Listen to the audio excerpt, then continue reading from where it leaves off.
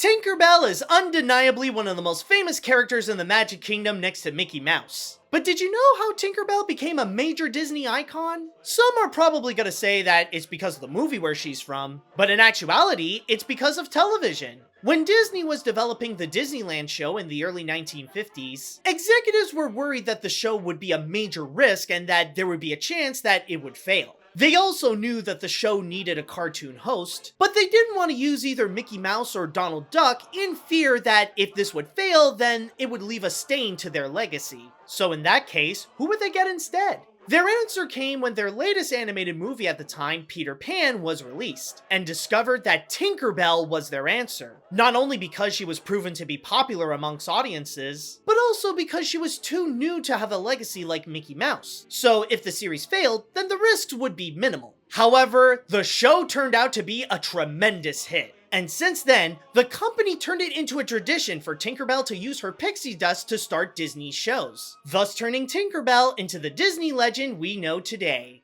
I am right here at the Star Wars launch bay in Disney's Hollywood Studios at Walt Disney World. And what guests may not know as they're coming in and coming out of that place is that once upon a time, this used to be a fully functioning animation studio. The place was called the Magic of Disney Animation. And not only was it a place where guests could learn about how Disney would go and make their animated films, but there was also another part of it that actually did serve as a legitimate animation studio where they would go and create actual pieces of animation. Now, at the start, when they would go and begin this, around the same time when they would open with Disney's Hollywood Studios, that used to be called Disney's MGM Studios, but that's another story, they would begin by making Roger Rabbit cartoons, and they helped out by creating some animations for some of Disney's biggest animated films at the time, like The Little Mermaid, I believe, Beauty and the Beast, The Lion King, and Aladdin. But at the same time, a little bit later, in the 1990s and in the early 2000s, they would go and actually make entire animated features over there. That place is where they actually created Mulan, Lilo and Stitch, and Brother Bear. Now, sadly, it was not long after Brother Bear in 2003 when the animation studio side closed down, when Disney was changing things up in terms of their animation division. And in 2015, the entirety of the Magic of Disney Animation had to shut down in favor of turning it into what it is now with the Star Wars launch bay.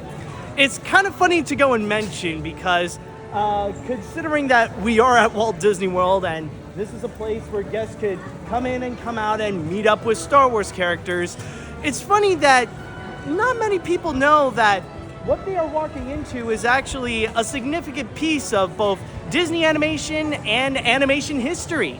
As the old saying goes, one person's trash is another's treasure. And in the world of animation, one of the best examples of that is Adventure Time. Because believe it or not, it was very close to becoming a Nickelodeon show. Back in the mid-2000s, Penn Ward created Adventure Time as an animated short with the help of Frederator Studios. The short was then aired on Nickelodeon at the beginning of 2007, and right afterwards became a viral sensation on the internet. So much so that it aired on Nick once again a year later at the end of 2008 as part of the anthology show Random Cartoons. Obviously, Nickelodeon loved the results of the short, but they didn't love it enough to turn it into a full series, even if they were asked to do so 5 times. So then when the rights to commission this as a full series expired, that's when Cartoon Network stepped in to give Adventure Time a chance to actually become a series. And the rest, well, let's just say that their time with the show speaks for itself. We all know what this logo is. But do you know who is in this logo? Back in 1994, when DreamWorks was created, Steven Spielberg wanted to have a logo for his new company that would be reminiscent to the golden age of Hollywood. With the help of Industrial Lights and Magic, Robert Hunt was hired to go and create a hand-drawn piece for the logo. The idea that Spielberg had in mind was a person fishing on the moon. Hunt decided to take one step further, where he decided that the person would be a little boy, and he brought in his own son William to be the model. From there, throughout the years, DreamWorks became more and more synonymous with its animation studio, and the Moon Boy was getting more notoriety as the company's mascot, especially when we see many different variants of that logo before movies like Shrek, Madagascar, and Kung Fu Panda. But then at the end of 2022, with the release of Puss in Boots: The Last Wish, not only did the logo get a significant update to highlight the studio's legacy, but they also updated the kid where he went from a moon boy to a moon child, where they sacrificed the idea that the kid has a gender so that everyone who is watching the movie can see themselves in the child. And now that the kid is known as a recognizable icon, there's just one question I have to ask. When are we gonna have the Moonchild movie? After years of waiting, the live-action remake of The Little Mermaid is finally part of our world. And what many people are excited the most is to see Halle Bailey sing as Ariel, and to be the first African-American woman to play as the Disney mermaid in a major production. But did you know that this is not the first time that a woman of color played Ariel? And I don't mean in a little local show, I mean in an official Disney production.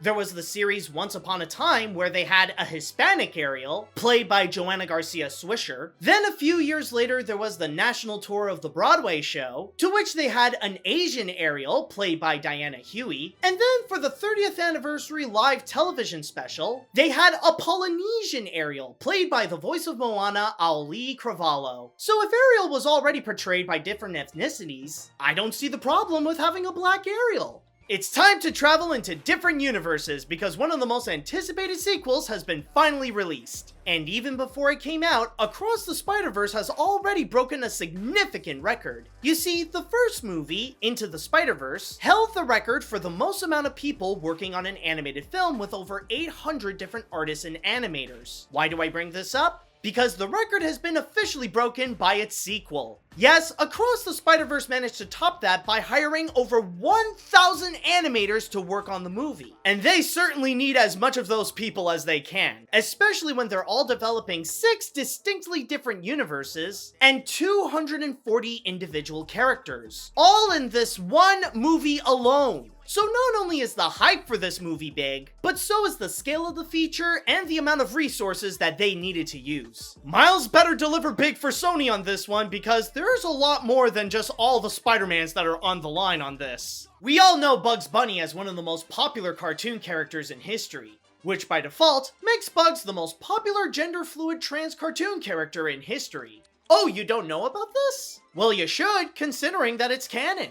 In the 1990s, one of the legendary Looney Tunes directors, Chuck Jones, stated in one of his books that Bugs does not have a set gender, considering that part of their inspiration is the tricksters in Norse mythology, whom all of them are gender fluid. As for the trans part, the trans community in the 1980s often used Bugs as their icon. When Chuck Jones saw that, he thought it was cool and decided to make that a part of their character. But let's be honest here, we didn't need confirmation from Jones to know that fact. Come on, Bugs has on record kissed more guys while dressed up as women, more so than they did looking like a male and kissing women. All you have to do is just watch a handful of their cartoons, and that should be enough to tell you that Bugs is unapologetically straight as a circle.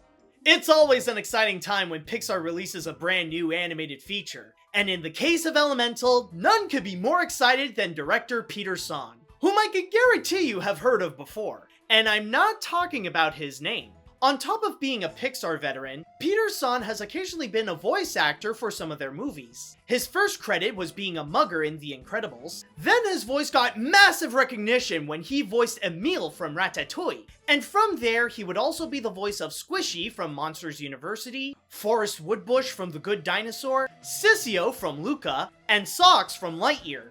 Outside of Pixar, he was also the voice of Ganke Lee from Spider-Man Into the Spider-Verse, but unfortunately his lines were deleted in the final film. But the good news is that he did get his chance to talk in Across the Spider-Verse. That's what I meant when I said that you have heard of him. Or maybe I should have said that you've heard him before. I never thought that I would make an update about one of my previous animation fact videos, but here we are. Do you remember when I talked about El Macho from Despicable Me 2? And how he was almost voiced by Al Pacino before he bailed out at the last minute? Well, it turns out that those recordings were recently discovered. Or at least a little part of it. It was found on the demo of animator Patrick Pujalt, where he showcased some of the character animation that he has done for the first and second Despicable Me film and for the Lorax. One of the clips he showcased was a small scene featuring El Macho with Al Pacino's voice. And when you compare what Pacino did with Benjamin Bratt, you'll find that the differences are, quite noticeable. I have you now! I have you now! I never thought that we would actually see the day, but we are finally gonna have our opportunity to watch Nimona, as this is the final animated feature produced by Blue Sky Studios. And yes, I do mean this Blue Sky, who is sadly no longer with us. The entire production began back in 2015, when Fox received the film rights to the graphic novel so that they could go and turn that into an animated film. Over the years, Blue Sky Studios would be hard at work in order to produce the movie, but then things got difficult when Disney acquired Fox in 2019, and the executives were making some pretty picky demands that would have really changed the dynamic of the feature. But then sadly, in 2021, Disney announced that they would go and fully shut down Blue Sky Studios, leaving the project to be cancelled when it was about 75% complete. It wasn't until the following year in April of 2022 when Annapurna Pictures stepped in to save the production and give the movie a Netflix release, as well as hiring D-Neg Animation to finish up the visuals, which ultimately led to its grand release in the summer of 2023. It really goes to show that not even taking down an entire animation studio is enough to stop Nimona's chaotic energy.